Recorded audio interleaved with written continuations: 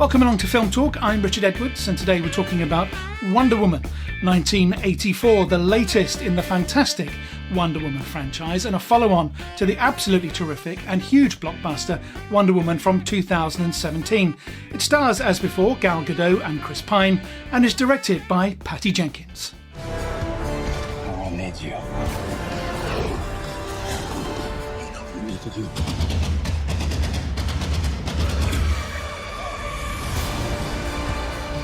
The film's been updated something like 70 years from the previous story, which was set in the First World War. Here we are in 1984, and Diana Prince is working as an anthropologist at the Smithsonian Institute in Washington, D.C. She's still secretly fighting crime and keeping herself absolutely anonymous. Into the story comes Barbara Minerva, an archaeologist who's a bit of an insecure person and has something, I guess, a bit of an affectation on Diana Prince, and they get together and they get meeting and they get talking.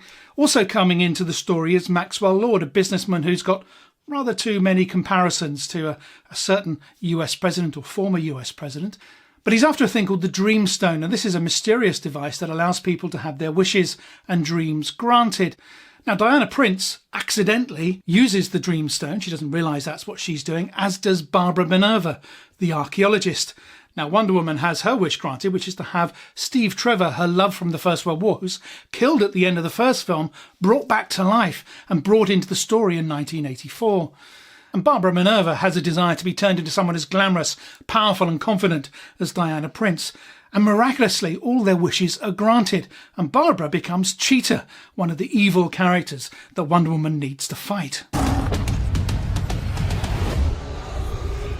Wonder Woman then has to take on Cheetah, Barbara Minerva, and also the powers of Maxwell Lord as he's trying to rise up and take over the world. He wants to use the Dreamstone to communicate through satellite technology and allow all the people in the world to have their wishes and dreams granted, and all the terrible things that might come out of that.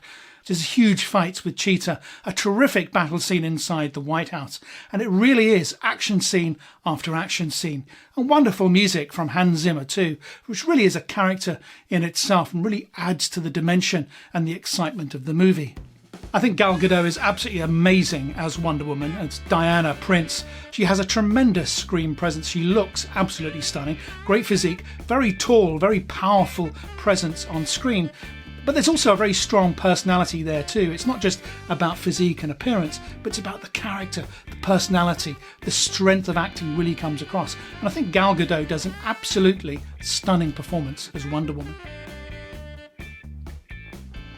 Chris Pine as Steve Trevor, the American pilot who died at the end of the last film, which was in the First World War. But it's Wonder Woman's wish that he's brought back to life in 1984. And of course, you've got that 1914, 1918 individual trying to understand what life is like in 1984. And we look back at it now, probably with the same kind of confusion. But there we are, that's Chris Pine. And a great character and a wonderful addition to this film. It's good they found a way to bring him back into this film. And then Kristen Wiig as Barbara Minerva, Cheetah. Initially you see that character that's kind of dour, almost kind of humble librarian with the glasses and looking a little bit plain, but then transforms into this really strong, elegant, powerful character that's wonderfully played by Kristen. Tremendous character, great screen presence, wonderful performance all the way through the film, I think. And interestingly, Pedro Pascal here as Maxwell Lord, the businessman. Now Pedro, great performance I think from Pedro, and it really looks absolutely stunning as Maxwell. There are those kind of hidden suggestions that is this a certain former US president? Well, leave you to make up your own mind on that. Now it's worth staying with the film all the way through to the end, because halfway through the end credits there's this terrific cameo appearance from Linda Carter, who was Wonder Woman in the 1970s television series. She plays Asteria, who's an Amazonian warrior with this tremendous suit of armour. Absolutely worth looking out for, and it's great that the original Wonder Woman, Linda Carter, turns up in Wonder Woman 1984.